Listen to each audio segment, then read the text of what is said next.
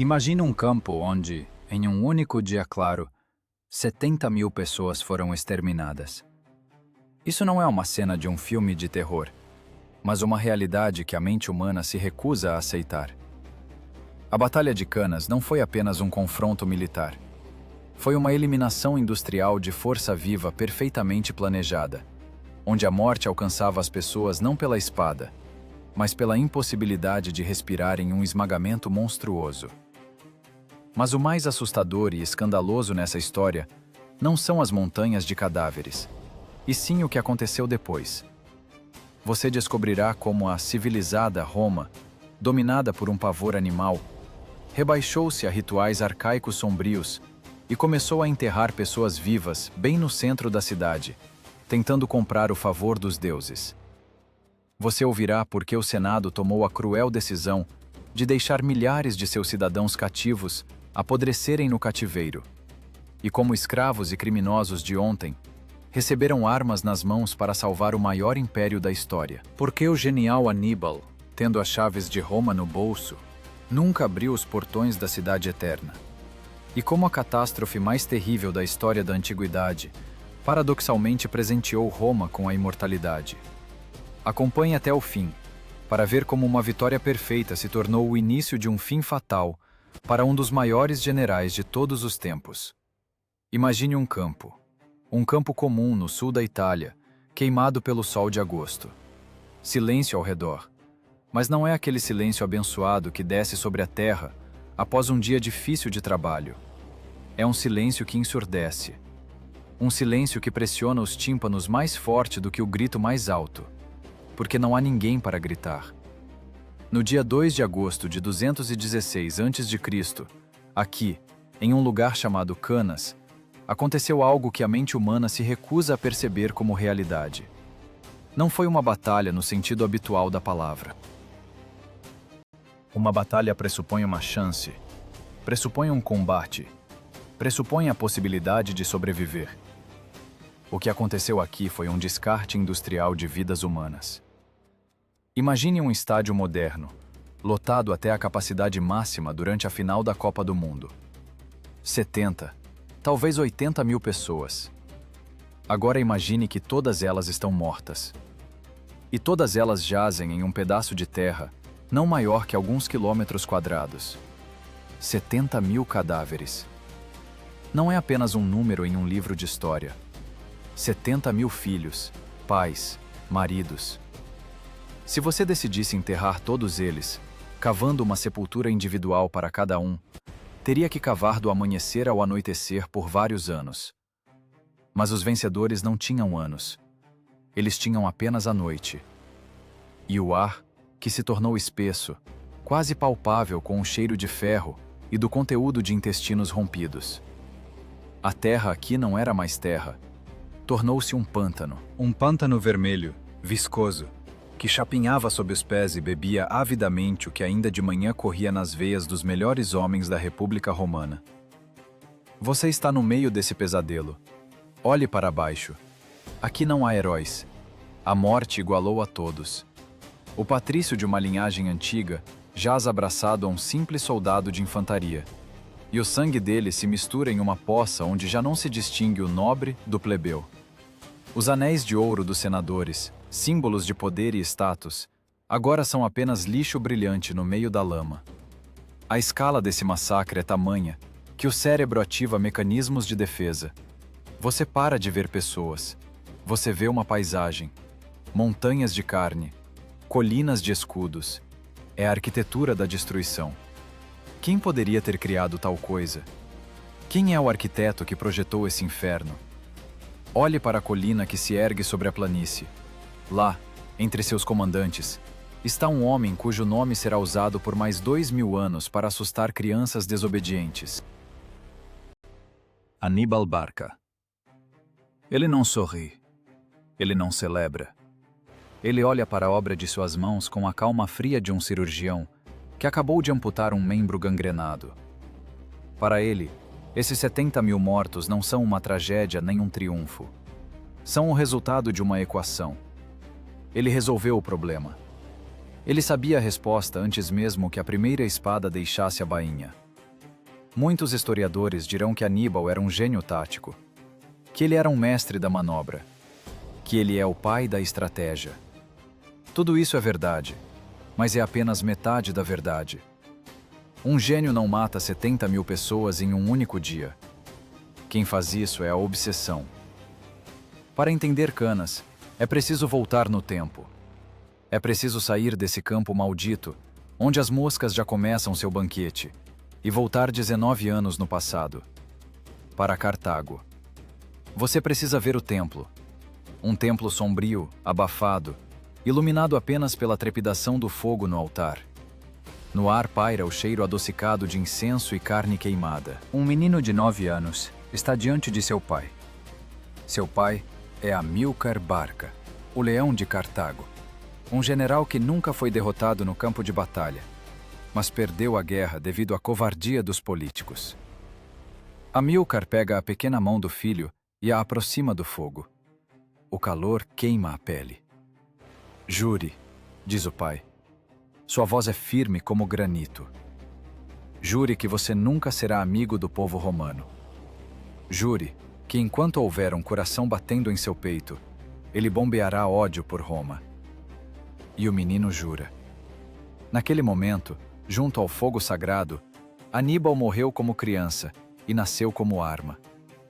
Toda a sua vida, cada suspiro, cada passo dado por ele pelas terras da Espanha, através dos picos gelados dos Alpes, através dos pântanos da Etrúria, tudo isso foi apenas uma preparação para este dia de agosto. Canas não foi concebida na tenda do general na véspera da batalha. Foi concebida na alma de um menino de 9 anos que decidiu que Roma deveria morrer. Esse massacre não é um acidente. É o cumprimento de uma promessa. Aníbal trouxe para cá, para a Itália, um exército heterogêneo de mercenários. Líbios, ibéricos, gauleses, númidas. Pessoas que falavam línguas diferentes, rezavam para deuses diferentes e frequentemente se odiavam mais do que ao inimigo. Mas ele os fundiu em um mecanismo único com sua vontade. Ele os transformou no instrumento de sua vingança. Aníbal não era apenas um general. Ele era uma força da natureza. Como um furacão ou um tsunami, ele desabou sobre a Itália, varrendo legiões, destruindo alianças, queimando até as cinzas a autoconfiança da maior potência do Mediterrâneo. Mas sejamos honestos, apenas o ódio de Aníbal seria pouco. Para dançar o tango são precisos dois. Para uma catástrofe dessa escala, é necessário não apenas um carrasco genial, mas também uma vítima que coloque a própria cabeça no cepo. Uma vítima cegada pelo próprio orgulho. Os romanos entraram nessa armadilha por conta própria. Eles marcharam ao encontro de sua perdição com estandartes erguidos, confiantes em sua invencibilidade, confiantes de que os deuses estavam do lado deles, confiantes de que a força bruta e a superioridade numérica resolviam tudo. 70.000 mortos em Canas são um monumento não apenas ao gênio cartaginês, mas também à teimosia romana. Aníbal conhecia seu inimigo melhor do que o inimigo conhecia a si mesmo. Ele sabia que Roma não sabia recuar. Ele sabia que Roma, ferida e humilhada pelas derrotas anteriores, ansiava não apenas pela vitória, mas por uma revanche imediata. E ele lhes deu o que queriam. Ele lhes deu uma batalha. Enquanto o sol finalmente se esconde atrás do horizonte, mergulhando o campo da morte na escuridão, e os vencedores começam a tirar as armaduras dos mortos, em algum lugar distante ao norte, em Roma, ninguém ainda sabe que o mundo mudou para sempre. Lá, na cidade eterna, os políticos ainda tecem intrigas. A multidão exige pão e circo, e os 2 cônsules enviados para a guerra ainda são considerados salvadores da pátria.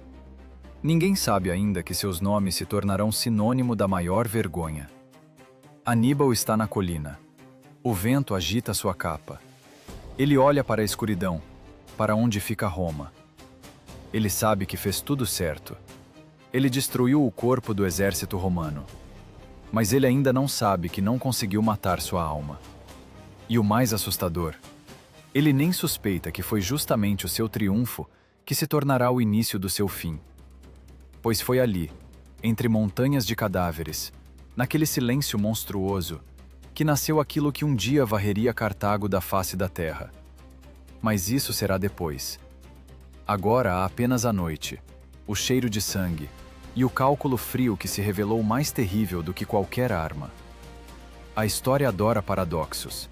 Para se tornar grande, Roma precisava passar pelo inferno, e os portões desse inferno foram abertos para eles por Aníbal.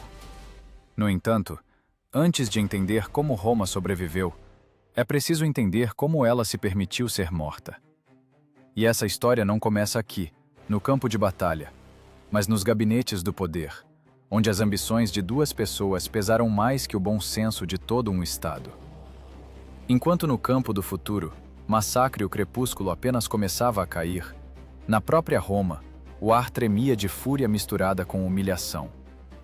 Para entender por que 80.000 pessoas acabaram naquela armadilha mortal, precisamos olhar não para os mapas dos generais, mas para as almas romanas daquele verão. O ano de 216 a.C. começou para a República com a ressaca após 2 tapas monstruosos.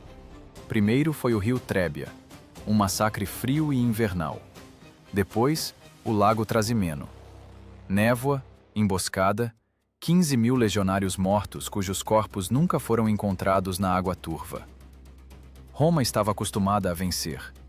Isso estava em seu DNA.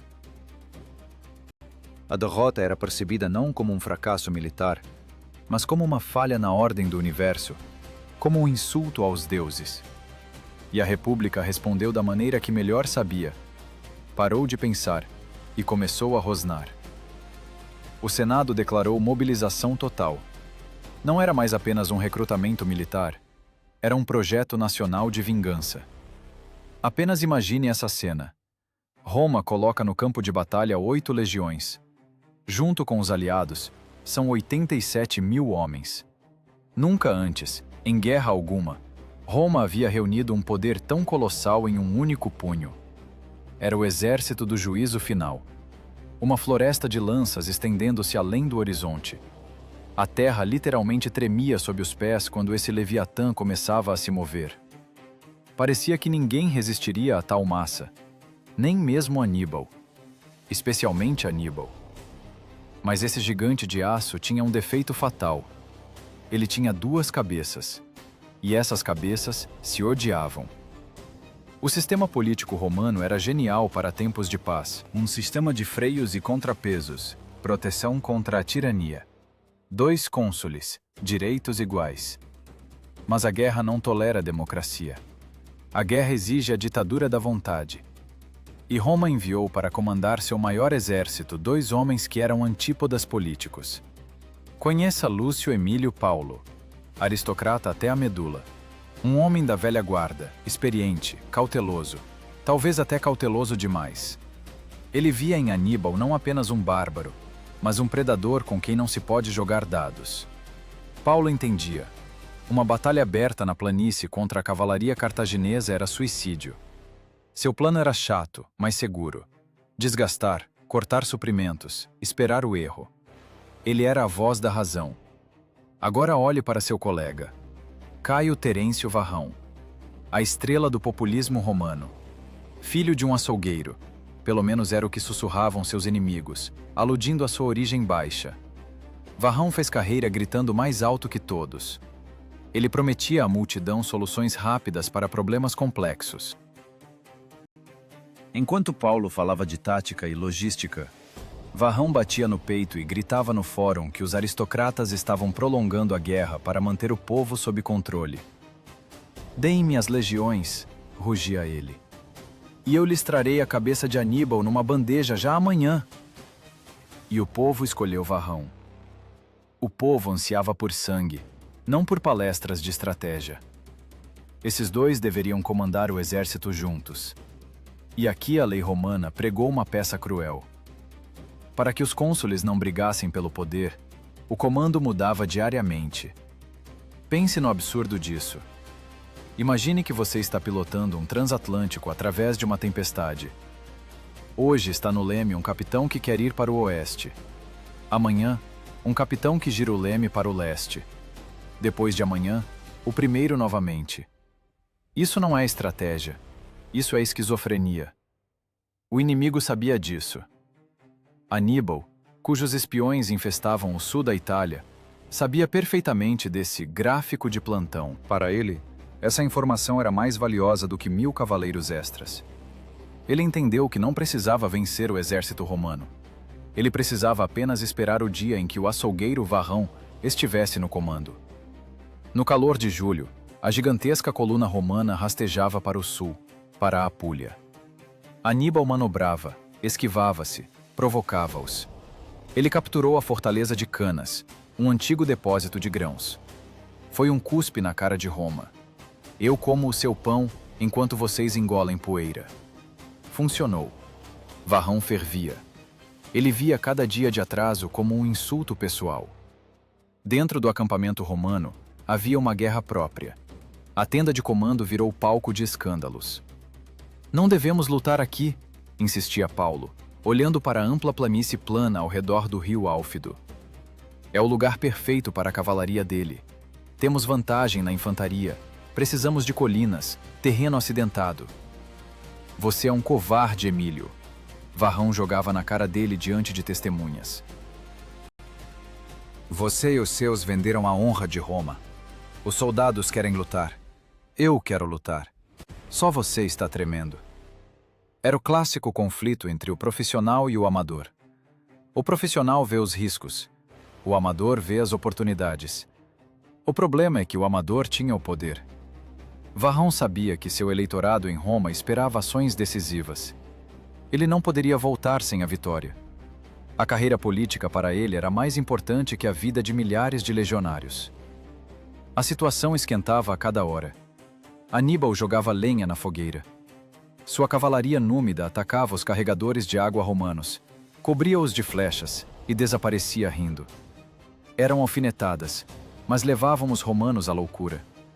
O grande exército não conseguia nem pegar água em paz. A disciplina estava ruindo. Os soldados, inflamados pelos discursos de Varrão, começavam a murmurar contra o lento Paulo.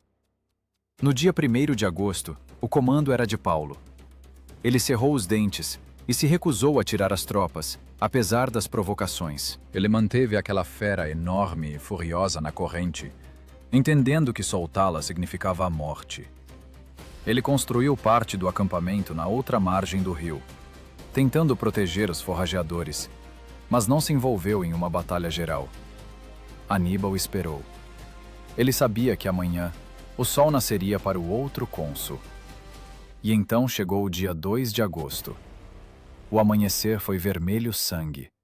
O vento, aquele famoso vento volturno, já começava a levantar poeira. Neste dia, os fasces, feixes de varas com machados, simbolizando o poder, passaram para Caio Terêncio Varrão. Ele não esperou nem um segundo. Sem consultar Paulo, ignorando os maus presságios, dizem que até os estandartes ficaram presos na terra, não querendo deixar o acampamento. Mas quem ouviria superstições quando a glória está tão perto? Varrão deu a ordem. A bandeira vermelha, o sinal para a batalha, foi hasteada sobre a tenda do cônsul. Finalmente, suspirou o exército. As legiões começaram a sair pelos portões do acampamento e a se posicionar na planície. Paulo, entendendo que não tinha poder legal para parar aquela loucura, montou em seu cavalo. O que lhe restava? Ele era romano. Se seu colega decidiu destruir o exército, o dever de Paulo era morrer junto com ele, tentando ao menos suavizar o golpe. Varrão fez exatamente aquilo com que o cartaginês contava. Ele levou a infantaria para a planície, plana como uma mesa. Ele mesmo, voluntariamente, privou-se da vantagem do terreno. Mas Varrão achava que tinha inventado uma jogada genial. Ele olhava para seu exército e via um mar infinito de cabeças. Ele tinha quase o dobro da superioridade na infantaria. Para que complicar? Para que manobras complexas? O cônsul ordenou mudar a formação padrão. Normalmente, os manípulos ficavam em ordem de xadrez com amplos intervalos, para que os soldados pudessem brandir as espadas. Varrão ordenou estreitar as fileiras. diminuir os intervalos, aumentar a profundidade da formação. Ele transformou a flexível legião romana em um ariete gigante, pesado e desajeitado. A ideia era simples e brutal, como um golpe de marreta. Simplesmente esmagar o inimigo com a massa, romper o centro dele com peso físico. Varrão apostou que a profundidade da formação não permitiria que os soldados fugissem e daria ao ataque uma inércia monstruosa. Ele não entendia uma coisa. Quanto mais apertadas estão as pessoas, mais difícil é para elas lutarem. Ele estava criando com as próprias mãos as condições para o futuro esmagamento. Ele estava empacotando seus soldados como sardinhas em lata, antes mesmo do início da batalha. Aníbal observava isso da colina. Pode-se imaginar como seus olhos se estreitaram. Ele via aquelas colunas romanas densas e profundas. Era exatamente o que ele precisava. Seu centro fraco, que ele planejou como isca, agora cederia garantidamente, mas não quebraria imediatamente sob tal pressão. E os romanos, levados pelo impulso para a frente, entrariam sozinhos no saco. Eles são nossos, talvez tenha sussurrado ele, mas não em púnico, e sim em grego, a língua das pessoas educadas, para que os oficiais do Estado-Maior o entendessem. Enquanto os romanos alinhavam suas linhas infinitas, o ar se enchia de zumbido, rangido de couro e clangor de metal. Varrão cavalgava diante da formação, brilhando em sua armadura, certo de que encontraria o pôr do sol de hoje como vencedor. Paulo estava sombrio. Ele ocupou seu lugar na ala direita, com a cavalaria romana. Ele sabia que eram poucos demais contra os númidas e os pesados cavaleiros espanhóis. Mas não havia para onde recuar. Varrão, cegado pelo tamanho de seu exército, não notou o principal. Ele olhava para a quantidade de soldados, mas Aníbal olhava para a qualidade das posições. O cartaginês escolheu o local de modo que até a natureza lutasse contra Roma. E enquanto os legionários se reposicionavam, adensando as fileiras por ordem de seu líder ambicioso, o vento começou a ficar mais forte, levantando da terra seca nuvens de areia e poeira.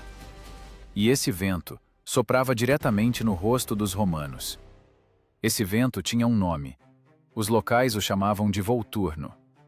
Para os romanos, era apenas um fenômeno natural irritante, uma corrente de ar quente e seca vindo do sudeste.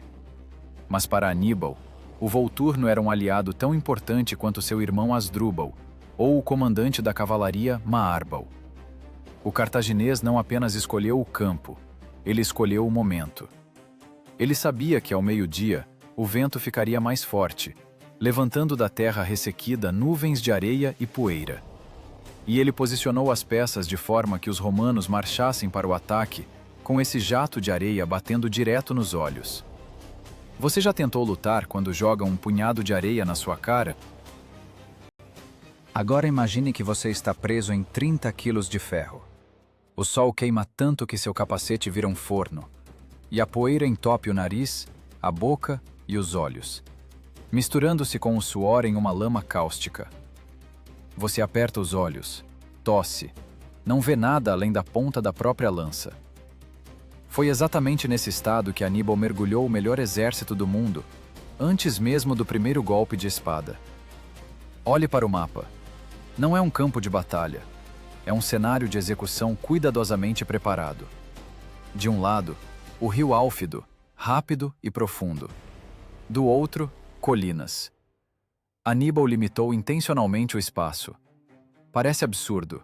Você tem menos soldados. Por que se encurralar? Mas esse era o cálculo frio. Ao limitar a largura do fronte com o rio, ele privou os romanos de seu principal trunfo, a superioridade numérica. Em um trecho estreito, 80.000 pessoas não podem lutar simultaneamente.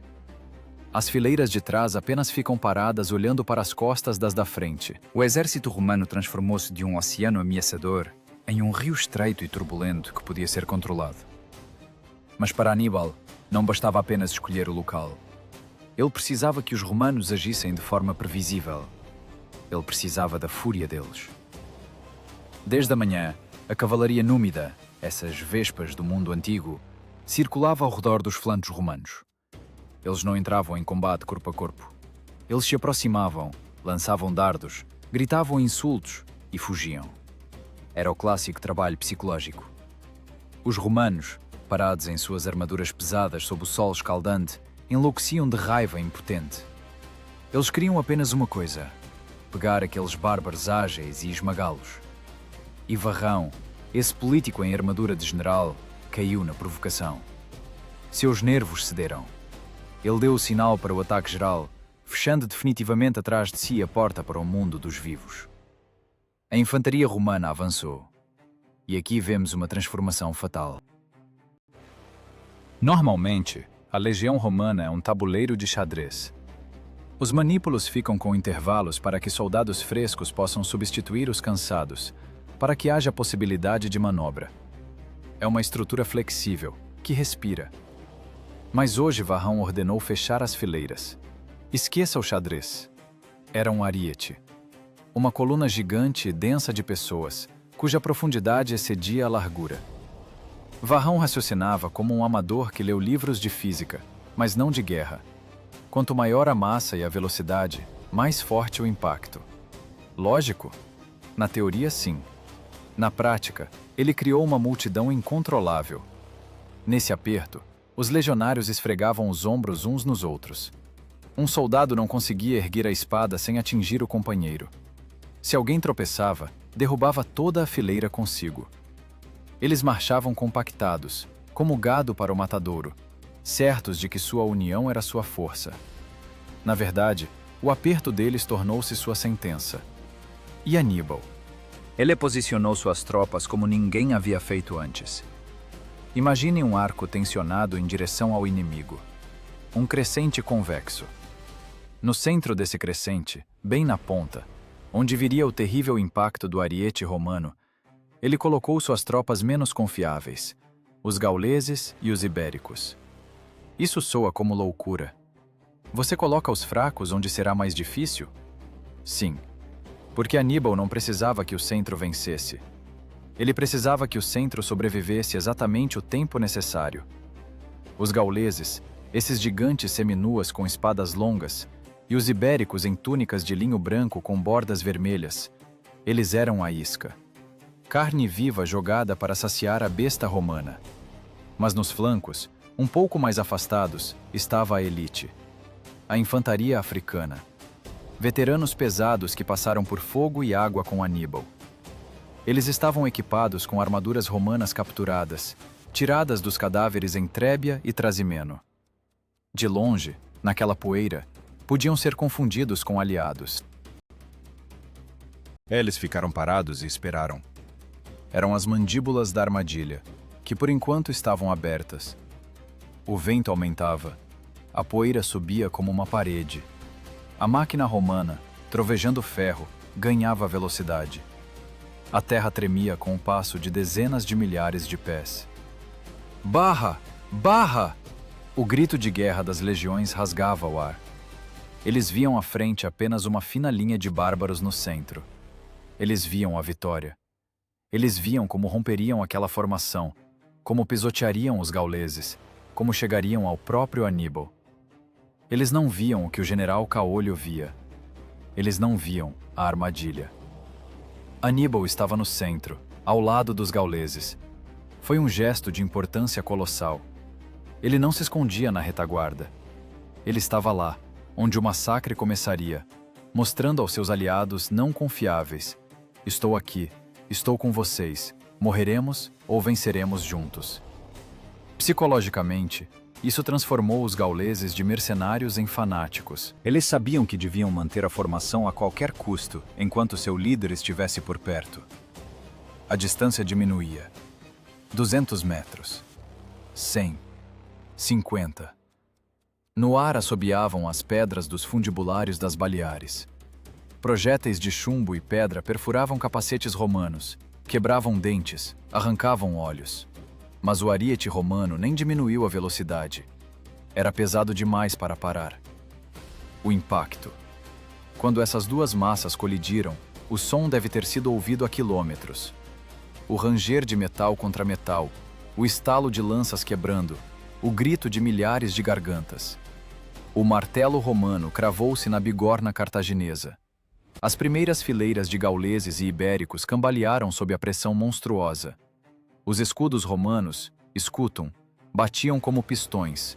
As espadas curtas, gládios, trabalhavam como agulhas de costura da morte, encontrando frestas nas armaduras, perfurando virilhas, pescoços, rostos.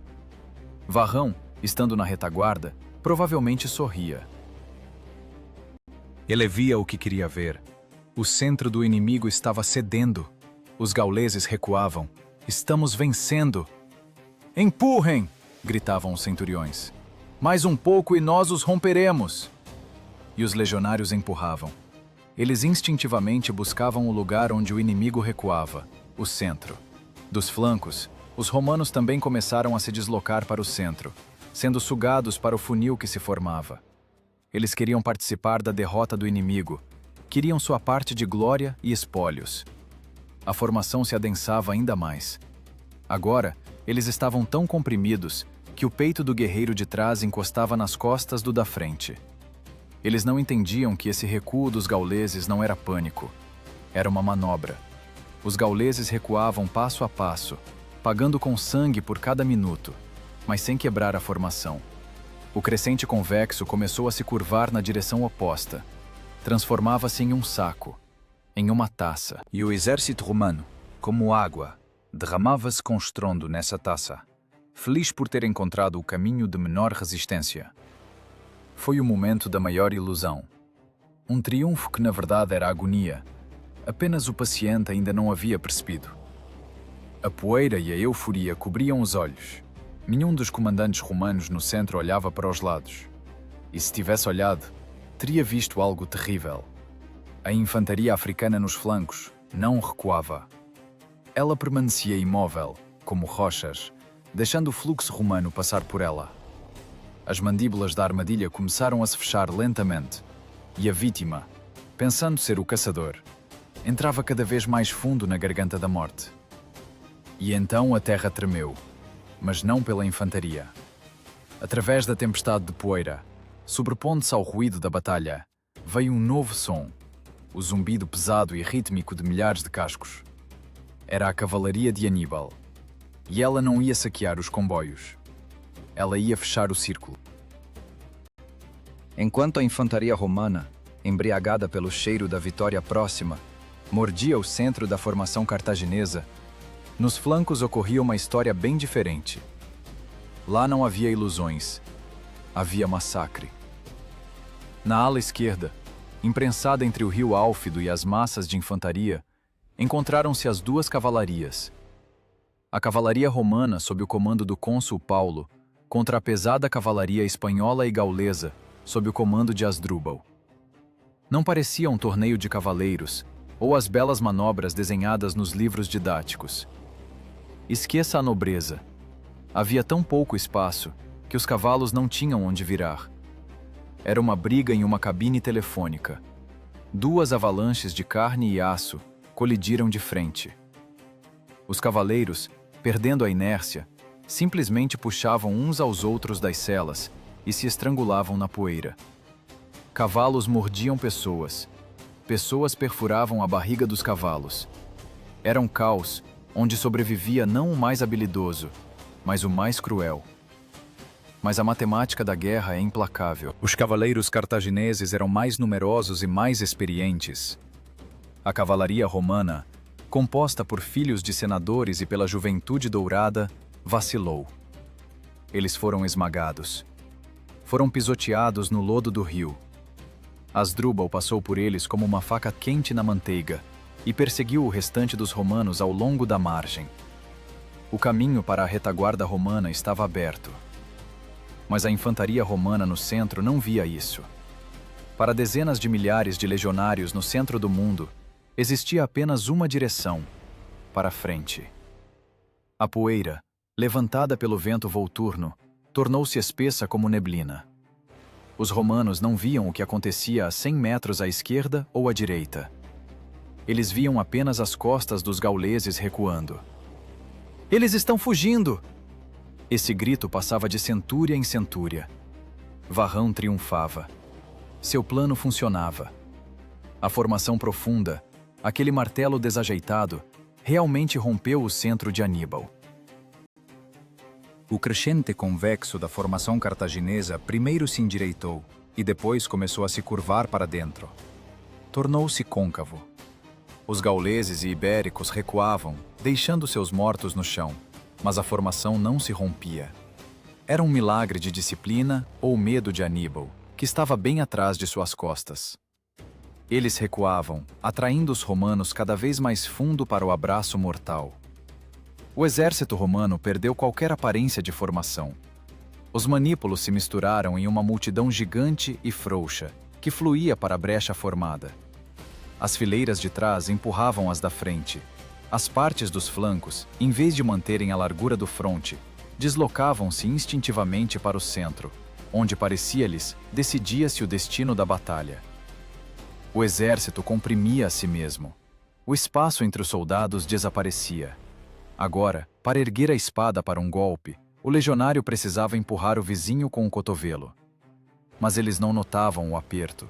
Perseguiam o fantasma da vitória. E nesse momento, quando a cunha romana entrou o mais fundo possível nas posições cartaginesas, Aníbal puxou o cordão. Lembre-se da infantaria africana. A elite posicionada nas pontas do crescente. Enquanto os romanos perseguiam os gauleses no centro com uivos e gritos, os africanos nos flancos permaneciam no lugar. A onda romana simplesmente passou por eles.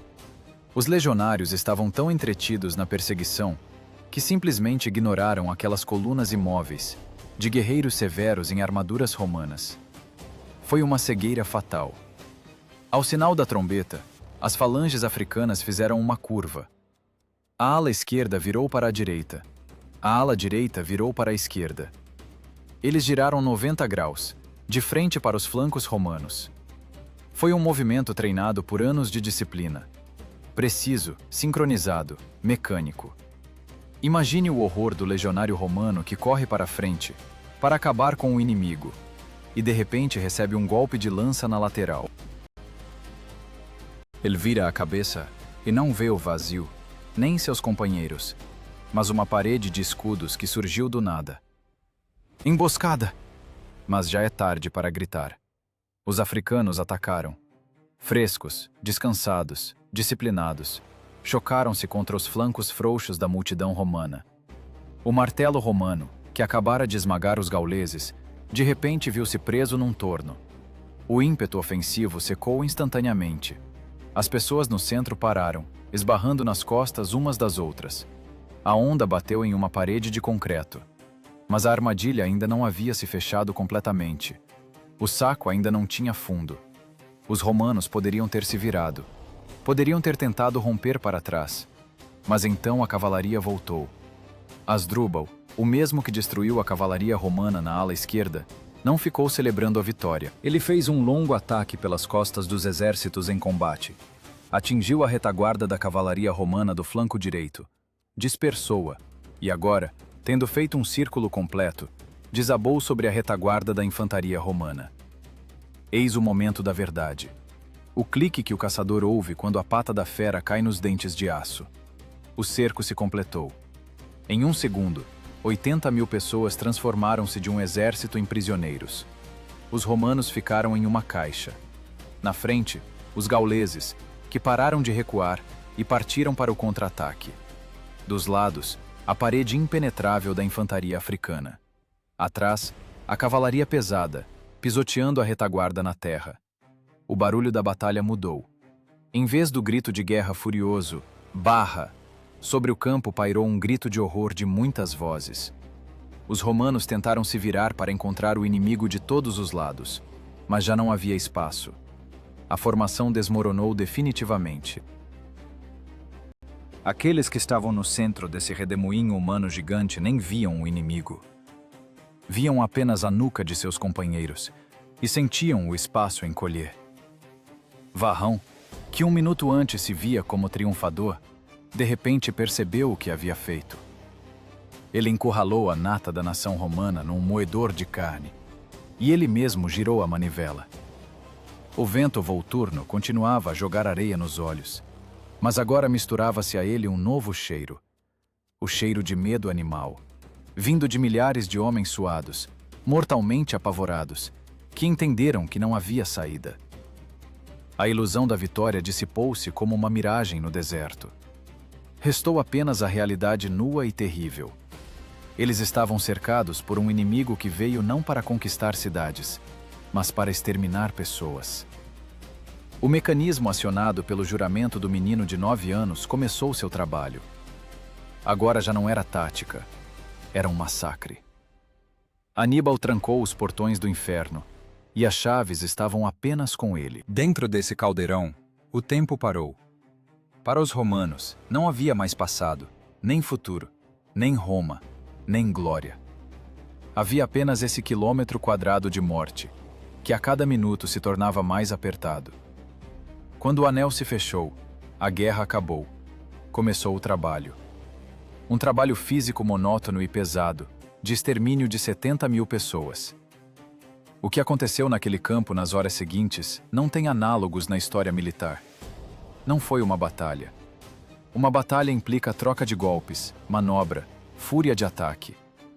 Aqui foi criada uma fábrica industrial de morte, funcionando com a eficiência de um relógio.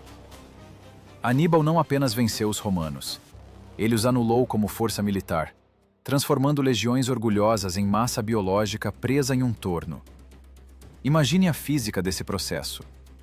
70 mil pessoas amontoadas em um espaço onde 10 mil se acomodariam confortavelmente. Você está no centro dessa multidão. Você não vê o inimigo. Você nem vê o céu. Apenas poeira e capacetes de outros condenados como você. A pressão é monstruosa. Não é uma metáfora. A pressão física dos corpos era tamanha que costelas eram quebradas apenas pelo aperto lateral. A caixa torácica não consegue expandir para inspirar. Você expira, mas não consegue inspirar de volta. O espaço está ocupado pelo ombro ou escudo de outra pessoa. A morte aqui não vinha pela espada. Milhares de legionários morreram sem nem ver o cartaginês. Eles morriam de asfixia. Morriam de pé, prensados entre os vizinhos. E mesmo após a morte, seus corpos não caíam, porque não havia para onde cair. Os mortos ficavam na mesma formação que os vivos, balançando no ritmo dos movimentos da multidão enlouquecida. Era um pesadelo arquitetônico. Paredes de carne viva que lentamente se comprimiam para dentro. No perímetro externo desse monólito humano, ocorria uma matança metódica. Veteranos africanos, gauleses e espanhóis trabalhavam como açougueiros no matadouro. Eles não precisavam esgrimir. Diante deles, havia uma parede contínua de costas, flancos e rostos de romanos, que não podiam nem levantar as mãos para se defender. Os romanos estavam acorrentados pela própria quantidade. Escudos, destinados a proteger, estavam pressionados contra os corpos tão firmemente que se tornavam um peso inútil. Espadas permaneciam nas bainhas porque era impossível sacá-las. O cotovelo batia no vizinho. Os cartagineses simplesmente se aproximavam e desferiam o golpe. Um passo à frente, golpe de lança. Um passo para trás, o próximo. Era uma linha de montagem. Camada por camada, como se descasca uma maçã. O exército de Aníbal cortava as bordas da formação romana, aproximando-se do núcleo. A psicologia dos que estavam dentro está além da nossa compreensão. Imagine que você está na 10ª fileira. Você ouve os gritos dos que morrem à frente. Você sente o cheiro de barrigas abertas e de medo. Você sabe que para a sua morte, restam exatamente 9 fileiras. 9 vidas humanas. Você espera. 1 hora. 2. Você sente a terra molhada de sangue escorregar sob as sandálias. Você enlouquece com a espera do inevitável. Historiadores antigos nos deixaram testemunhos de gelar o sangue. Alguns romanos, incapazes de suportar essa pressão psicológica, cavavam buracos na terra, enfiavam o rosto lá e se cobriam com poeira para simplesmente sufocar antes que o ferro inimigo chegasse até eles. Era um ato de desespero absoluto, suicídio como forma de evitar o horror da espera. Outros se jogavam sobre as espadas dos companheiros ou ofereciam seus pescoços aos inimigos, apenas para acabar com aquela tortura. Aníbal observava isso com calma gelada. Ele via a destruição da nata da nação romana. Aqui, nesse aperto, a morte igualou a todos. 80 senadores, quase 30 tribunos militares, magistrados, ex-cônsules, sacerdotes, todos eles se transformaram em cadáveres sem nome sob os pés dos vencedores. Anéis de ouro, símbolos de poder, eram pisoteados na lama, junto com tripas e pedaços de armaduras caras. No meio desse inferno, desenrolou-se a última tragédia de Lúcio Emílio Paulo. Aquele mesmo cônsul que não queria essa batalha. Aquele que avisou, que implorou, que foi a voz da razão.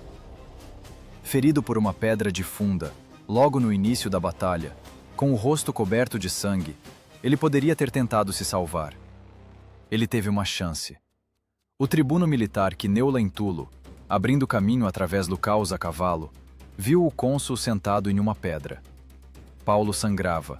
As forças o abandonavam. "Lúcio Emílio!" gritou Lentulo desmontando. "Pegue meu cavalo! Fuja! A República não deve perder você. Você é inocente neste massacre." Era o momento da verdade. A escolha entre a vida e a honra. Paulo, erguendo a cabeça com dificuldade, olhou para o oficial. O mundo desmoronava ao redor deles. Gritos de moribundos abafavam as palavras. "Vá, Quineu", rouquejou o cônsul. Não perca tempo com um homem morto. Galope para Roma. Diga aos pais da cidade para fortalecerem as muralhas e colocarem sentinelas antes que o vencedor chegue. Diga a Fábio que vivi e morro, seguindo seus preceitos. Paulo recusou a salvação. Ele entendia que o capitão não pode abandonar o navio afundando, mesmo que esse navio tenha sido jogado contra os recifes por outra pessoa. Ele ficou esperando o fim, para compartilhar o destino de seus soldados. Minutos depois, a onda de inimigos o cobriu. Ele morreu não como político, mas como legionário, com a espada na mão, protegendo seu erro, que ele não cometeu, mas pelo qual pagou o preço total. E Varrão, o culpado da catástrofe? O homem que os trouxe até aqui? Ele sobreviveu. No momento em que o anel se fechava, ele, junto com um pequeno destacamento de cavalaria, conseguiu escapar e fugiu para Venúzia. Ele abandonou o exército que ele mesmo condenou à morte. A história adora uma ironia perversa. O herói morre na lama, e o tolo galopa para longe para continuar vivendo. Ao anoitecer, a matança começou a diminuir. Não porque acabaram os inimigos, mas porque os braços dos assassinos cansaram. O sol, que o dia todo cegou os romanos, finalmente se pôs no horizonte, como se não pudesse mais olhar para o que iluminava. O campo de batalha era uma paisagem surreal. Montanhas de corpos erguiam-se sobre a planície. Em alguns lugares, os cadáveres jaziam em 3 ou 4 camadas. Os feridos, esmagados pelos mortos, gemiam na escuridão, implorando por água ou por um golpe de misericórdia. O ar estava denso, metálico, pesado. Os vencedores perambulavam por entre essa montanha de carne, acabando com os sobreviventes e recolhendo espólios. Os cartagineses estavam bêbados, não de vinho, mas de sangue e adrenalina. Eles fizeram o impossível. Destruíram Roma. Era o que parecia a eles. Olhavam para suas mãos, vermelhas até os cotovelos, e acreditavam que a guerra tinha acabado. Na tenda de Aníbal já preparavam o banquete, mas no próprio campo, em meio ao silêncio quebrado apenas pelos estertores dos moribundos, começava um novo ato do drama.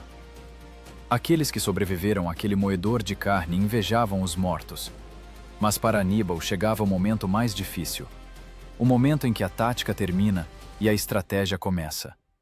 Ele estava no auge de sua grandeza. Aos seus pés jazia um gigante derrotado. Parecia que bastava dar mais um passo e Roma cairia. Mas foi justamente nesse momento, quando a euforia cobria os olhos de seus generais, que um homem ousou fazer a pergunta que mudaria o curso da história. E essa pergunta soaria não no campo de batalha, mas diante de uma taça de vinho, quando os vencedores estivessem dividindo os espólios tirados dos dedos frios da nobreza romana. A lua subiu sobre a Apulia, iluminando uma paisagem que mais parecia a superfície de um planeta alienígena do que a Itália. Colinas de corpos, rios de sangue negro coalhado. Mas na tenda do comandante em chefe cartaginês, montada perto desse campo da morte, soava outro som. Não gemidos, não estertores, mas um tinido metálico. O tinido do ouro.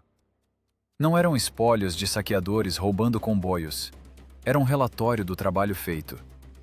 Os soldados traziam para a tenda de Aníbal anéis de cavaleiros de ouro. Eles eram retirados dos dedos dos aristocratas romanos mortos. Um anel, uma vida nobre. Um anel, um senador, um magistrado, um oficial de linhagem antiga. Dizem que pela manhã, no canto da tenda, havia 3 módios desses anéis. Isso é mais de meio metro cúbico de ouro. Imagine, balde após balde, cheios não de grãos, mas de símbolos da elite romana destruída. Aníbal estava sentado olhando para aquela pilha. Ele estava exausto. Sua túnica provavelmente estava grudada ao corpo de suor e poeira. Ele realizou o impossível. Ele acabara de conduzir a batalha perfeita. Canas se tornaria o padrão de tática por milhares de anos, sendo estudada em academias militares da Prússia a West Point. Ele decapitou Roma. Literalmente. O Senado diminuiu em 1/3. Quase todas as famílias nobres da cidade perderam um filho ou pai. Ao redor reinava a euforia. Oficiais riam, davam tapinhas nas costas uns dos outros, bebiam vinho puro. Para eles, a guerra acabou. O exército de campo romano fora destruído. A estrada para Roma estava aberta. Restava apenas chegar e pegar as chaves da cidade eterna. Nesse momento, Maarbal invadiu a tenda. O comandante da cavalaria númida, o homem relâmpago, aquele que fechou o anel de cerco, aquele que perseguiu os romanos pelo campo o dia todo. Ele ainda não havia esfriado.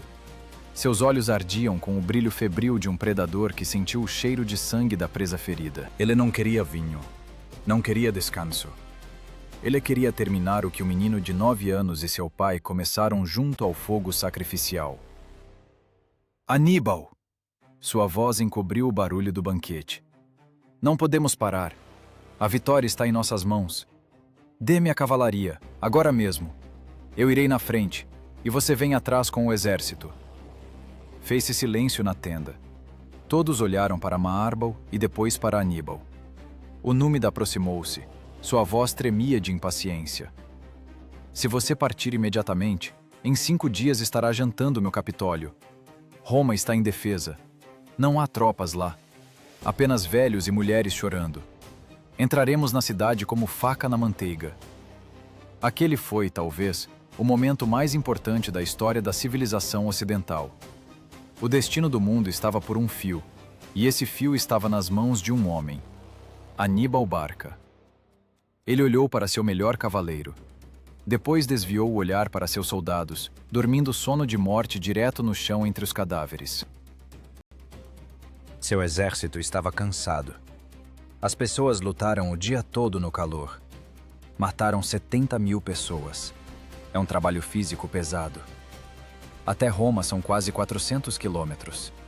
400 quilômetros de marcha para um exército que não tem máquinas de cerco, não tem estoque suficiente de alimentos e que acabou de passar pelo maior esforço de suas forças. Aníbal era pragmático. Ele sabia que tomar a cidade de assalto era um risco. Roma não é apenas um ponto no mapa. É uma fortaleza com muros altos. Se os portões forem fechados, começará um cerco. Um cerco longo e exaustivo, para o qual ele não está pronto. Ele pensava como um profissional. Primeiro é preciso consolidar o sucesso, dar descanso aos homens, incitar uma revolta entre os aliados italianos de Roma. Deixe Roma apodrecer por dentro. Deixe que ela mesma caia aos seus pés, quando vir que a resistência é inútil. Não, disse Aníbal. O assunto é importante demais para decidir de cabeça quente. Preciso de tempo para pesar tudo. Os soldados precisam de descanso. Marbal recuou como se tivesse levado um tapa. Ele não podia acreditar no que ouvia. Diante dele estava um gênio da tática, um homem que via o campo de batalha como um tabuleiro de xadrez, mas que de repente ficou cego diante do objetivo principal. O Númida percebeu que o momento fora perdido, que a história acabara de virar para o lado errado. Ele olhou nos olhos de seu comandante e lançou a frase que se tornou o epitáfio de toda a campanha de Aníbal. Uma frase cheia de amargura e terrível profecia. Os próprios deuses não dão todos os talentos a um só homem. Você sabe vencer, Aníbal, mas não sabe aproveitar a vitória. Vincerecis, Hannibal, victoria utinesis. Marbal saiu da tenda para a escuridão da noite, deixando o vencedor a sós com a montanha de anéis de ouro. Ele estava certo? Historiadores discutem isso há 2000 anos. Por um lado, o exército de Aníbal estava realmente esgotado. Ir para Roma sem equipamento de cerco era uma aventura arriscada. Por outro lado, Roma estava em estado de choque absoluto. O pânico é uma arma mais terrível que a catapulta. Se os estandartes cartagineses aparecessem nos portões alguns dias após as notícias de Canas, talvez a cidade simplesmente abrisse os portões de terror. Talvez. Mas Aníbal não era um jogador de roleta. Ele era um matemático da guerra. E na sua equação, o risco da marcha sobre Roma excedia o possível benefício. Ele escolheu a lógica, não a intuição. Ele decidiu que a guerra já estava ganha, que Roma, tendo perdido o exército, pediria a paz. Ele errou em uma coisa. Julgou os romanos por si mesmo, pelos padrões helenísticos, onde a guerra vai até a batalha decisiva, após a qual o perdedor assina um tratado e paga uma indenização. Ele não entendia com quem havia se metido. Ele não entendia que Roma não é um exército, nem muros. Roma é uma ideia. E essa ideia não reconhece derrotas. A recusa de Aníbal em marchar para a capital deu à República o que ela tinha de mais precioso naquele momento: tempo. Aqueles poucos dias que Aníbal gastou em descanso e reflexão tornaram-se oxigênio para a sufocada Roma. Enquanto os cartagineses celebravam e dividiam os espólios, certos de que o trabalho estava feito, o pêndulo do destino oscilou de volta. Aníbal venceu a batalha, mas foi exatamente nesta noite, ao recusar a marcha para o Capitólio, que ele começou a perder a guerra. O silêncio que desceu sobre o acampamento dos vencedores era enganoso. Não era a calmaria antes da paz, mas antes de uma tempestade de um tipo muito diferente. Aníbal pensou que havia quebrado a espinha da besta. Na verdade, ele apenas a encurralou num canto de onde só há duas saídas: a morte ou a fúria. E nesse meio tempo, longe ao norte, o primeiro cavaleiro, coberto de poeira e sangue seco, já se aproximava dos portões de Roma. Ele trazia a notícia que deveria matar a cidade. A notícia de que o exército não existia mais. A notícia de que os cônsules foram derrotados. A notícia de que Aníbal estava vindo. Mas em vez de morrer de medo, Roma fez o que ninguém esperava. Parou de chorar e começou a afiar as facas. A notícia de Canas atingiu Roma não como um raio, mas como um martelo pesado e cego quebrando o crânio. Primeiro foram os rumores, sussurros trazidos pelo vento do sul. Depois, na Via Ápia, apareceu o primeiro cavaleiro.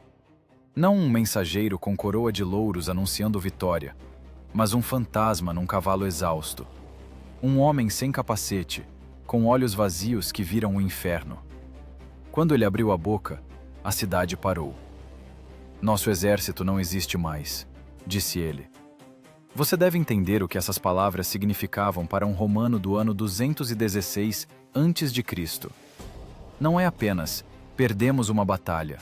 Significava o fim do mundo. Imagine que amanhã de manhã, você liga as notícias e descobre que todas as forças armadas do seu país foram destruídas em um dia. Completamente. Não há marinha, nem aeronáutica, nem infantaria. E o inimigo que fez isso está a 2 dias de viagem da sua casa. Na primeira noite, Roma perdeu a razão. Os soluços das mulheres eram tão altos que parecia que as próprias 7 colinas uivavam de dor. Não havia uma família, nenhuma, que não tivesse sido atingida pela morte. Mães chamavam filhos, esposas chamavam maridos. Era uma psicose coletiva. As pessoas corriam para as ruas, imploravam aos deuses, amaldiçoavam os cônsules. Parecia que o tecido social da República estava prestes a se romper, e a cidade mergulharia na anarquia, esperando Aníbal chegar e acabar com os sobreviventes.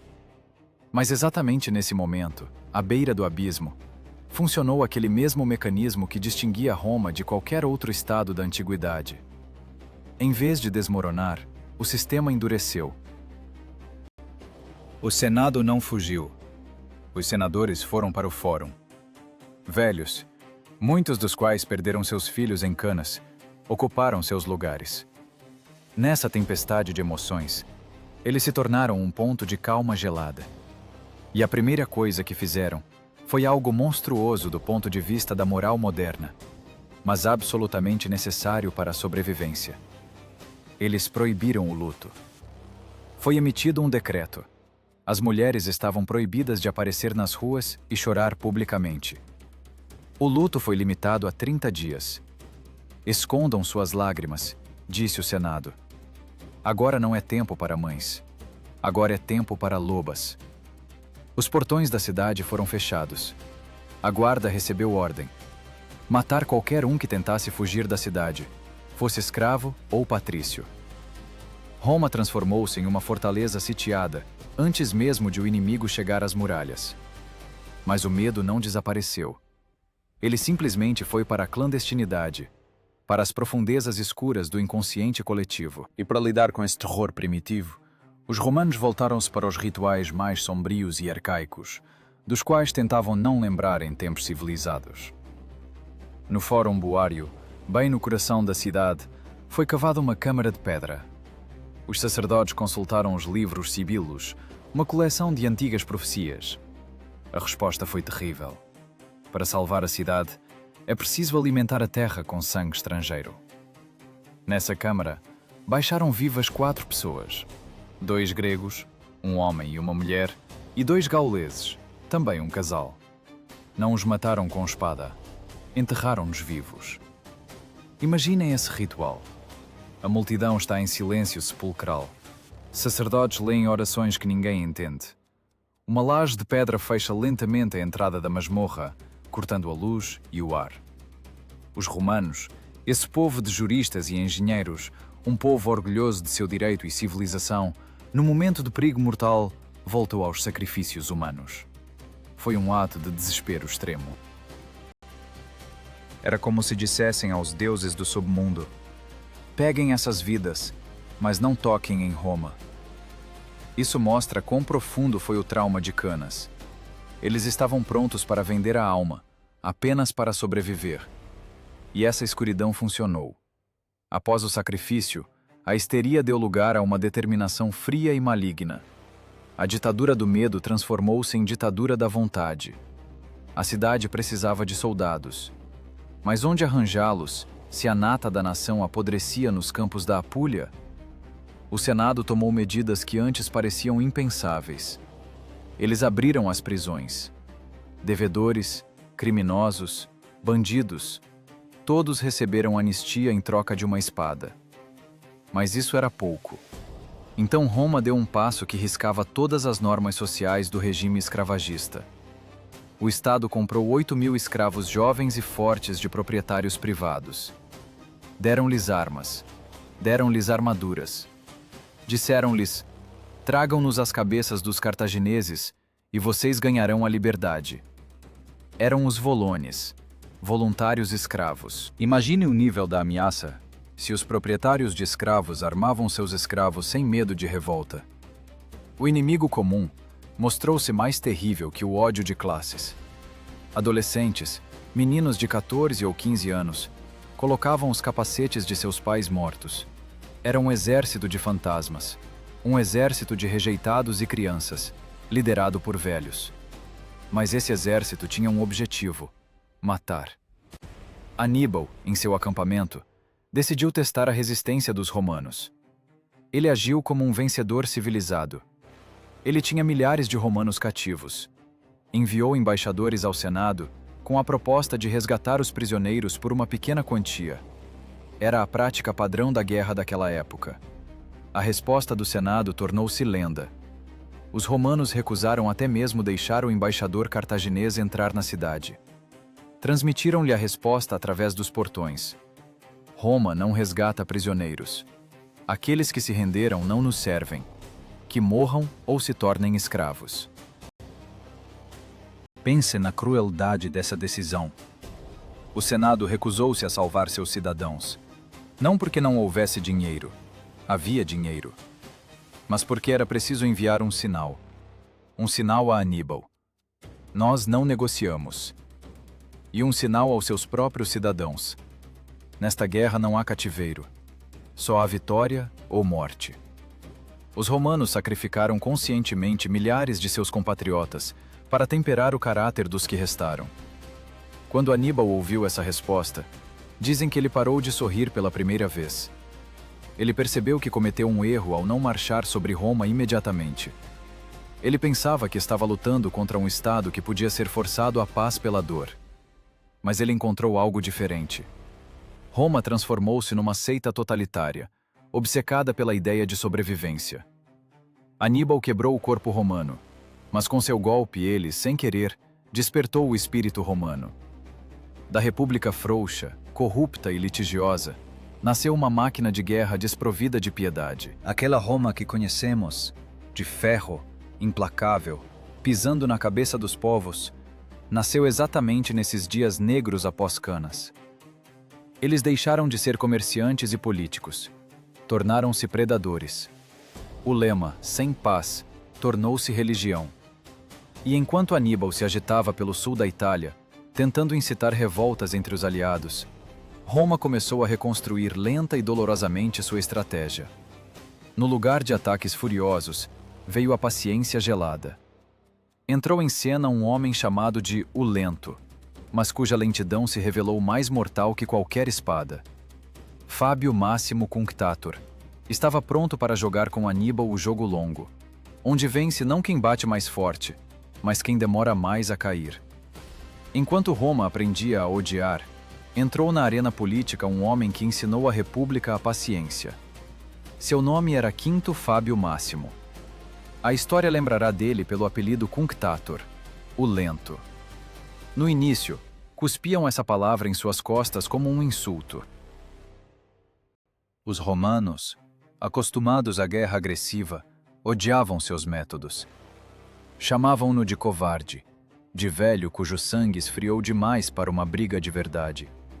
Mas passariam os anos, e esse apelido se tornaria um título honroso, esculpido em mármore.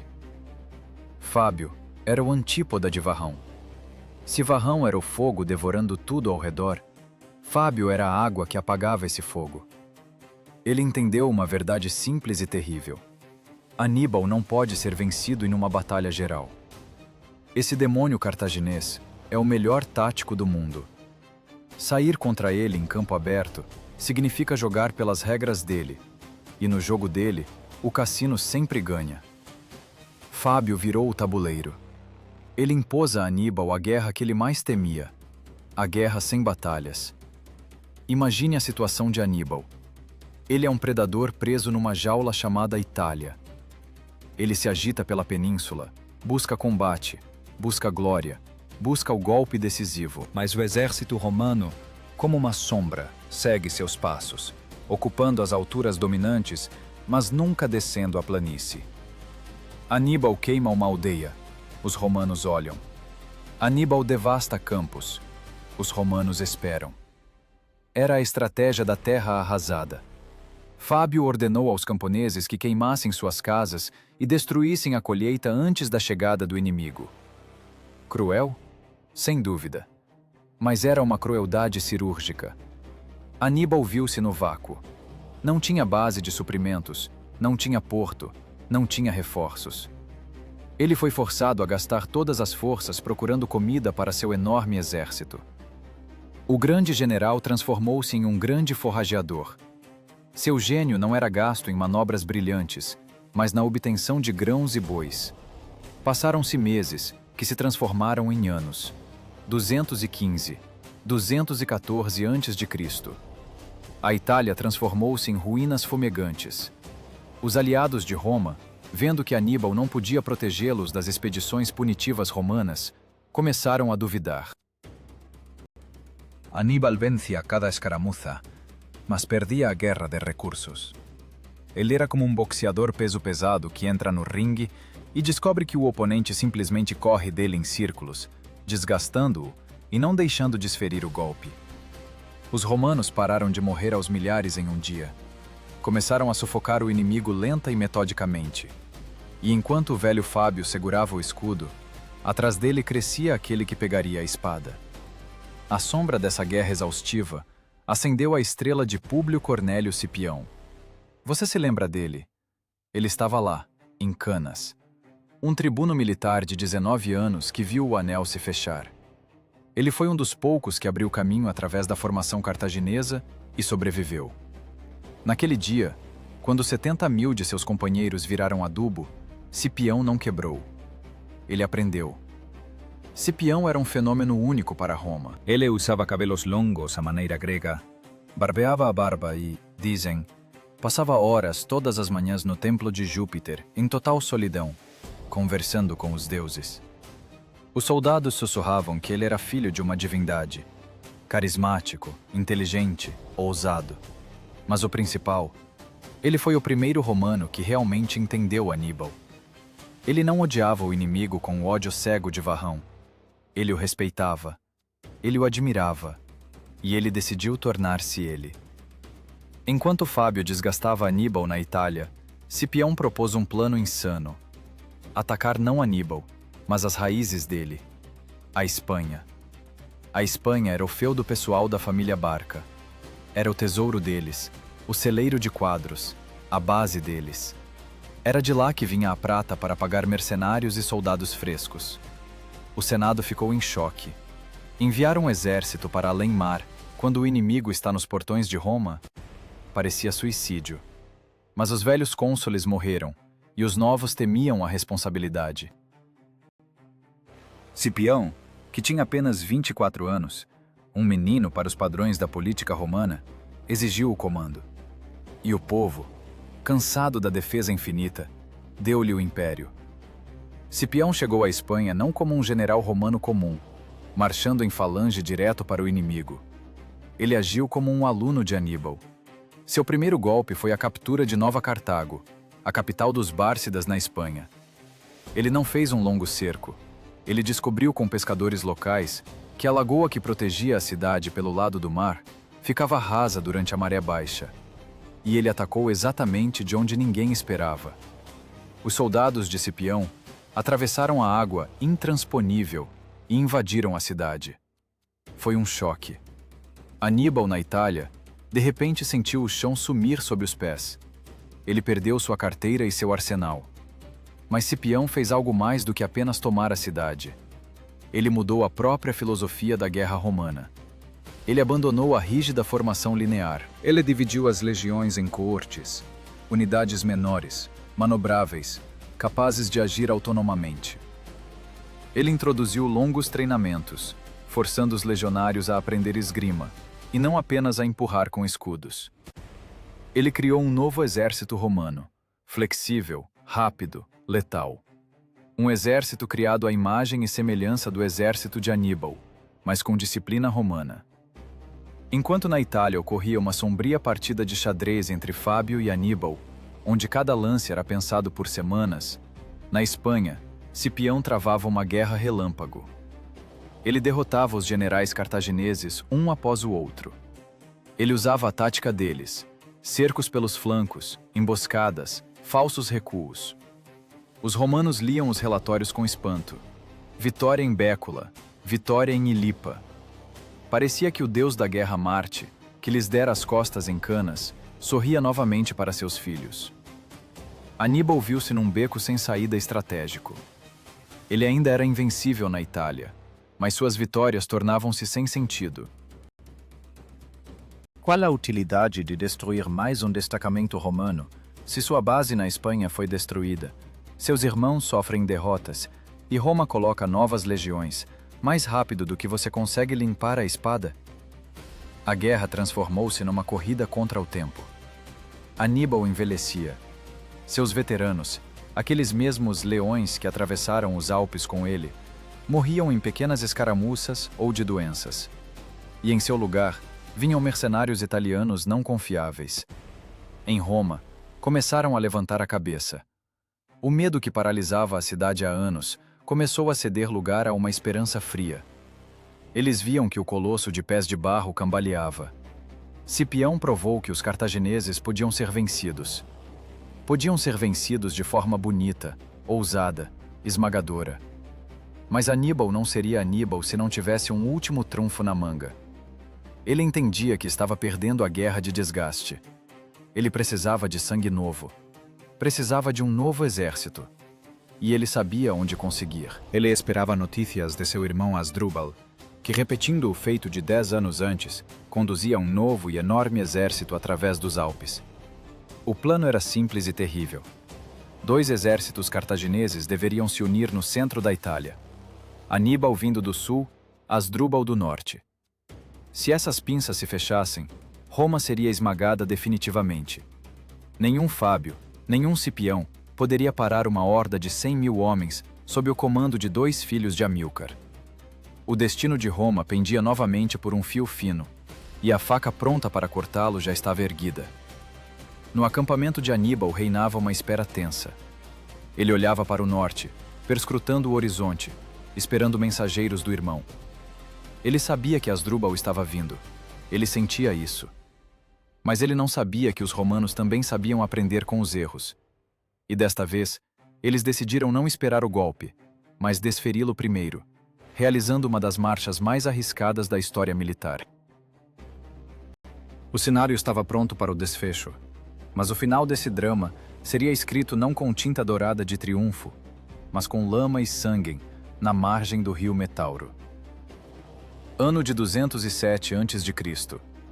A Itália derrete de calor e tensão. O ar está denso, como antes de uma tempestade.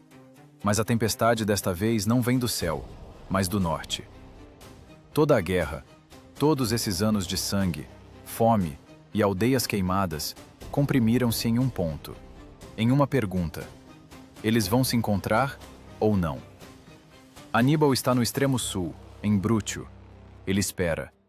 Ele parece um velho leão encurralado, que ainda pode estraçalhar qualquer um que se aproxime demais, mas que já sente as forças o abandonarem. Ele olha para as estradas do norte. Ele espera mensageiros. Ele sabe que seu irmão Asdrúbal realizou o impossível. Ele repetiu a lendária travessia dos Alpes, trazendo consigo um novo exército, elefantes e máquinas de cerco. Se essas duas forças se unirem, é o fim de Roma.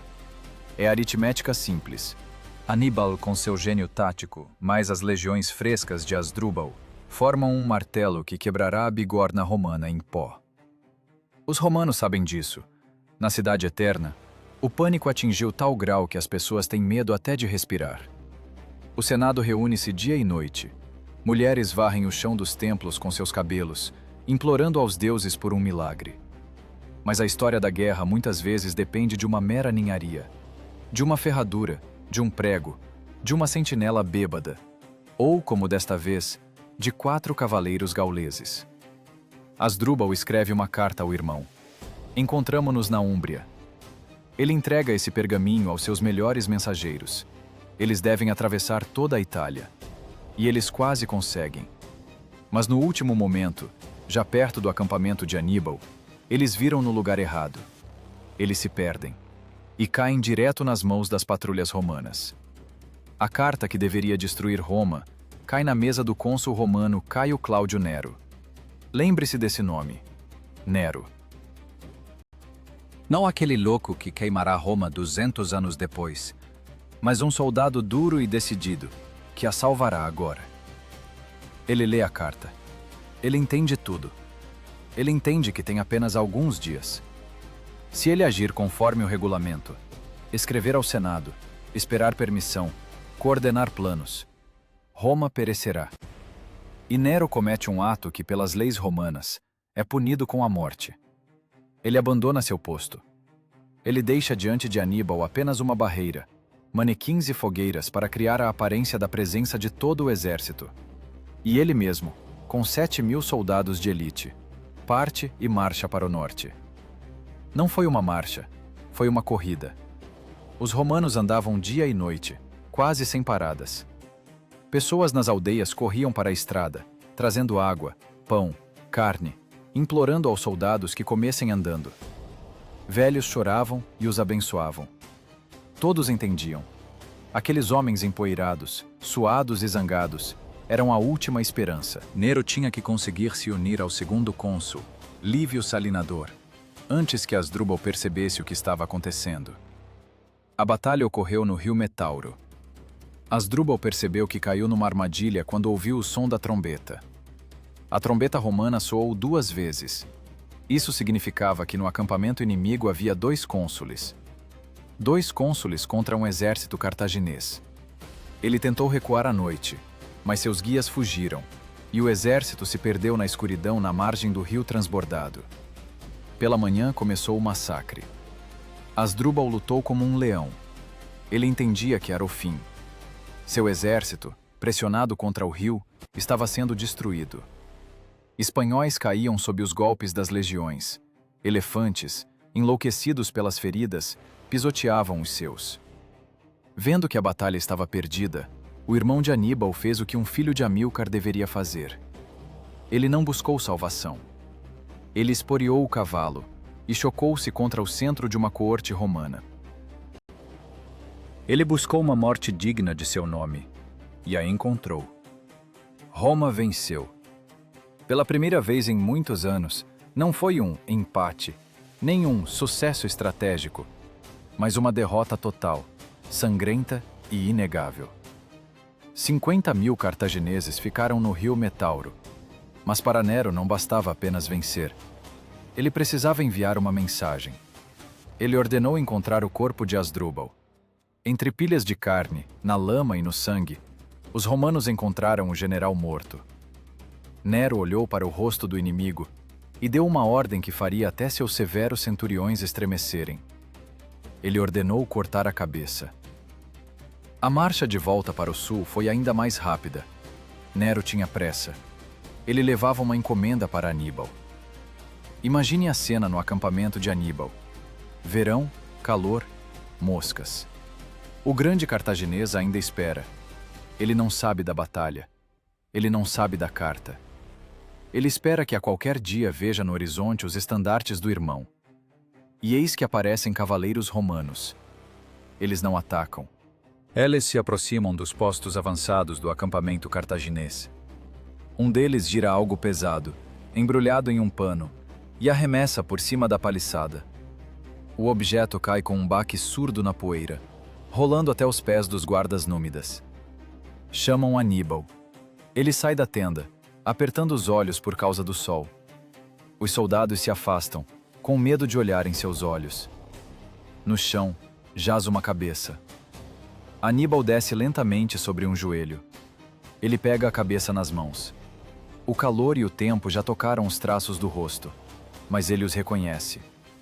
Ele reconhece aquele nariz, aqueles lábios, aquele formato dos olhos. É o rosto que ele viu na infância, brincando nos jardins de Cartago. O rosto do irmão que atravessou meio mundo para salvá-lo, e a quem ele não conseguiu proteger. Foi um momento de colapso absoluto. Os romanos não apenas mataram seu irmão. Eles jogaram a cabeça dele como lixo, como um pedaço de carniça. Foi um gesto de crueldade incrível, bárbara, e ao mesmo tempo, um sinal de autoconfiança absoluta. Roma não tinha mais medo. Roma ria na cara dele. Aníbal olhou nos olhos mortos de Asdrúbal e viu neles não apenas a morte de um ente querido. Ele viu ali Cartago em chamas. Reconheço o destino de Cartago, disse ele baixinho. Nessa frase não havia drama excessivo, apenas um cansaço sem fim. Ele percebeu que a guerra estava perdida. Não no campo de batalha, mas aqui, neste momento. Os deuses viraram as costas. A sorte, Essa mulher caprichosa que o beijara em Canas, agora fora para outro. Seu gênio ainda estava com ele, seu exército era fiel a ele, mas a esperança morreu. Os romanos no Metauro destruíram não apenas um exército de invasão, eles destruíram o futuro de Aníbal. Agora ele estava sozinho. Sozinho num país estranho, cercado por inimigos que a cada dia ficavam mais fortes, mais maus e mais experientes. O anel que ele um dia apertou ao redor dos romanos em Canas, agora, uma década depois, começou a se apertar ao redor dele mesmo. E não havia ninguém para abri-lo. Aníbal levantou-se. Ele não chorou. Choram aqueles que têm esperança de consolo. Ele não a tinha. Ele ordenou enterrar a cabeça do irmão e preparar a retirada. A grande caçada terminou. Agora a caça era ele. Restava-lhe apenas uma coisa: pegar seu exército e voltar para onde tudo começou. Para a África. Para o duelo final, onde o destino colocaria todos os pingos nos is. O círculo se fechou. A história, iniciada com o juramento de um menino pequeno junto ao fogo sacrificial, chegou ao seu final lógico, não nas montanhas nebulosas da Itália, mas aqui, nas areias queimadas pelo sol do norte da África. Ano de 202 a.C., um lugar chamado Zama. O ar aqui treme de calor de forma diferente do que em Canas. Aqui não cheira a pinheiros e poeira, mas a terra seca e medo antigo. Dois dos maiores generais da época estão um diante do outro. Aníbal Barca e Públio Cornélio Cipião. Professor e aluno. O leão envelhecido, cuja pele está coberta de cicatrizes de milhares de batalhas, e a águia dourada jovem e radiante, que cresceu ouvindo histórias sobre a crueldade do leão. Dizem que eles se encontraram antes da batalha. Imagine essa cena. 2 exércitos parados esperando, e no meio, em silêncio mortal, encontram-se 2 homens dos quais depende o destino do mundo. Aníbal olha nos olhos de Cipião e vê nele seu reflexo. Ele vê a mesma ousadia, o mesmo intelecto, a mesma determinação fria que ele próprio tinha 15 anos atrás. O romano não apenas aprendeu as lições de Aníbal, ele as absorveu. Ele se tornou Aníbal, só que falando latim. Mas o tempo de conversas acabou. Aníbal aposta na força bruta. Ele tem 80 elefantes de guerra. É uma divisão blindada da antiguidade. Tanques vivos, capazes de pisotear qualquer infantaria, semear pânico apenas com seu rugido. Aníbal calcula que esse terror primitivo quebrará a formação romana nos primeiros minutos. As trombetas rugem, a terra começa a tremer. 80 gigantes cinzentos, instigados pelos condutores, avançam sobre as fileiras romanas.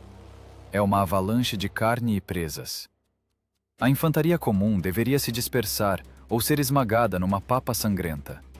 Mas Cipião não é um general comum. E suas legiões já não são aquele rebanho que Varrão levou para o abate em Canas. Cipião sabia que os elefantes atacariam, e ele preparou uma surpresa para eles, genial em sua simplicidade. Em vez de uma parede contínua de escudos, ele alinhou seus manípulos em colunas, deixando entre eles passagens largas e diretas, corredores preenchidos apenas por ar. Elefantes, esses animais inteligentes, não gostam de colidir com obstáculos se veem um caminho aberto. O instinto de autopreservação os leva para onde está vazio. Os gigantes em disparada, em vez de se chocarem contra os romanos, passaram por esses corredores como água por entre os dedos. E lá, nessas passagens, encontraram não vítimas, mas carrascos. Os vélites romanos, infantaria leve, cobriram os animais com uma chuva de dardos, mirando nas partes macias. Os elefantes, enlouquecidos de dor, atravessaram todo o exército sem causar danos, ou, o que é pior, viraram-se e perseguiram suas próprias tropas. Aníbal viu seu principal trunfo virar pó, mas a batalha apenas começava. E aqui funcionou a mais cruel ironia do destino. Lembra da cavalaria númida? Aqueles mesmos cavaleiros que em Canas cercaram os romanos e promoveram o massacre? Agora eles estavam aqui. Mas não estavam do lado de Aníbal. Estavam do lado de Cipião. Massinissa, rei dos Númidas, passou para o lado de Roma. A melhor cavalaria do mundo agora vestia as cores romanas. Aníbal, que a vida toda venceu graças à superioridade da cavalaria, agora estava sem ela. Ele ficou a pé contra aquele que roubou suas asas. Quando a infantaria se encontrou no corpo a corpo, foi uma batalha de veteranos. Os soldados de Aníbal sabiam que não havia para onde recuar. Atrás estava Cartago. Os soldados de Cipião sabiam que deviam vingar seus pais. Eles lutavam em silêncio, furiosamente. Aníbal usou todas as suas reservas. Ele lançou ao combate sua velha guarda, aqueles que atravessaram a Itália com ele. Por um tempo, pareceu que ele poderia vencer. A linha romana cedeu. Mas Cipião não apenas copiava Aníbal, ele o superou. Enquanto a infantaria aguentava o golpe, a cavalaria romano-númida, tendo dispersado o resto da cavalaria cartaginesa, fez um amplo cerco. Aníbal, que estava na retaguarda, provavelmente sentiu um calafrio de reconhecimento. Ele ouviu o estrondo de cascos às suas costas. Foram canas ao contrário. Cipião fez com Aníbal a mesma coisa que Aníbal fez com os romanos 14 anos atrás. Golpe na retaguarda. O anel fechou-se. O caçador tornou-se a caça. O maior tático da história caiu na sua própria armadilha, fechada por seu melhor aluno. O exército cartaginês deixou de existir. 20.000 mortos, quase o mesmo número de prisioneiros. Aníbal, o grande e terrível Aníbal, fugiu do campo de batalha, salvando a vida, para mais tarde ver sua cidade natal dobrar os joelhos diante de Roma. Cartago estava quebrada. Entregou a frota, entregou os elefantes, entregou o dinheiro e, o mais importante, entregou o direito a uma política externa independente. O grande império comercial tornou-se uma sombra, um vassalo, esperando sua destruição final, que viria meio século depois com as palavras: Cartago deve ser destruída. Mas vamos nos afastar da tática e olhar para o quadro completo. Olhe para essa história de uma vista aérea. Aníbal Barca era um gênio, talvez a mente militar mais talentosa que a Terra já produziu. Ele conduziu a campanha perfeita. Ele desferiu golpes de tal força que qualquer outro estado teria virado pó logo após o Lago Trasimeno. Após Canas, qualquer reino, qualquer império daquela época teria assinado a capitulação. Teria sido lógico, teria sido racional. Mas Aníbal cometeu um erro fatal. Ele tentou matar Roma, infligindo feridas que para outros seriam mortais, mas para Roma tornaram-se uma vacina. O massacre em Canas não se tornou o túmulo de Roma, mas seu berço. Foi lá, no sangue de 70.000 mortos, que se afogou a velha, frouxa e patriarcal república, e nasceu o império. Aníbal queria destruir o inimigo, mas em vez disso, ele o forjou. Ele ensinou os romanos a serem cruéis.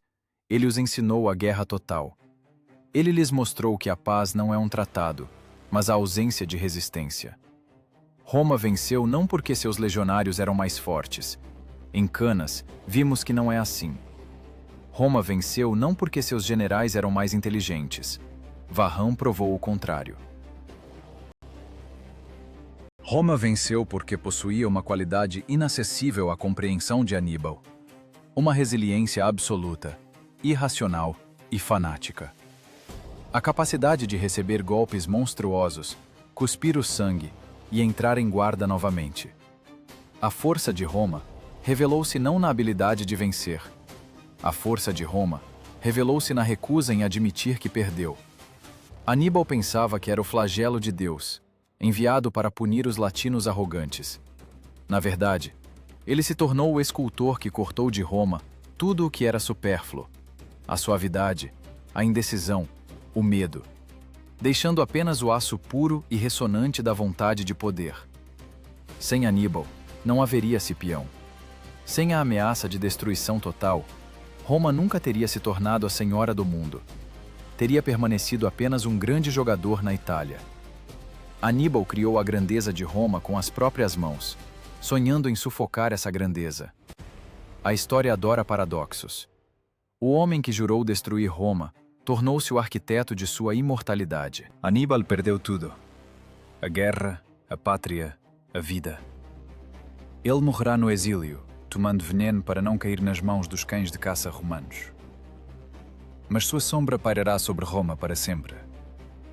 Os romanos assustarão seus filhos com a frase Aníbal nos portões, por séculos, mesmo quando suas legiões estiverem marchando pela Bretanha e pela Síria. O medo dele os fez construir a máquina que moeu todo o mundo antigo. E olhando para o campo de Canas, onde até hoje, milhares de anos depois, encontram ossos de legionários, ou para as areias de Zama, onde a estrela de Cartago se pôs, devemos nos fazer uma pergunta desconfortável. Uma pergunta que separa os vencedores dos perdedores, as grandes nações das notas de rodapé históricas. O que nos torna mais fortes? Uma série de vitórias fáceis ou uma catástrofe monstruosa que conseguimos sobreviver? E se amanhã o seu Aníbal pessoal estiver à sua porta, você terá a coragem de não se render quando o mundo todo disser que tudo acabou? Ou preferirá a capitulação segura ao risco de ser destruído até a base por uma chance fantasmagórica de grandeza?